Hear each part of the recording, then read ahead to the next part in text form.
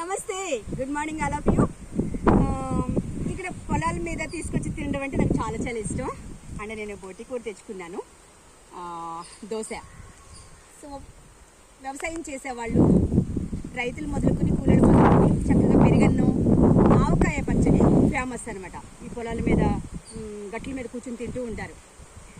So ఒక విషయం చెప్తాను మీకు. ఈ జీరక చెట్లు అనమాట, ఇవి 10 days ఒక 1 month తర్వాత దున్నేస్తారు.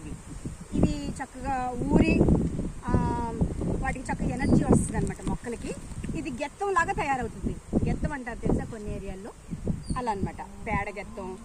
ఇవి నవరత్నాలు అంటారు, ఎరువు కింద పనికి వస్తుంది అనమాట. సో ఇంకొక విషయం ఏంటంటే, వ్యవసాయం అనేది ఎవరిని చీటింగ్ చేసేది కాదండి. For example real estate business అనుకోండి, లేకపోతే డాక్టర్స్ మొదలుకొని అన్ని రంగాల్లో వాళ్ళ దగ్గర చీటింగ్ అనేది ఉంటుంది. ఈ వ్యవసాయం అనేది చీటింగ్ అని ఉండదండి. ఎందుకంటే వీళ్ళు ప్రకృతిని నమ్ముకుంటారు, భగవంతుని నమ్ముకుంటారు. దేవుడు వాళ్ళకి చక్కగా సమృద్ధిగా పంట పండిస్తే అదే వాడికి అనమాట. అంతేగాని ఎవరి దగ్గర చీటింగ్ చేయడం అది ఏమీ ఉండదండి. అందుకే కొన్నిసార్లు మోడీ కానీ కొంత ప్రభుత్వం చేస్తున్నారు, అయినా కూడా ఇంకా చేయాల్సి ఉంది.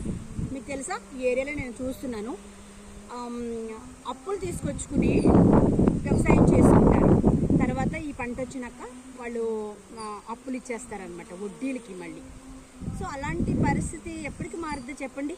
కొంత హెల్ప్ఫుల్గా ఉండాలి కదా పండించేవాళ్ళు. ఈ పంట వల్లే కదా ఇవన్నీ పండించేదే. దీనికి మేత కూడా ఎక్కడి నుంచి వస్తుంది? మటన్కి.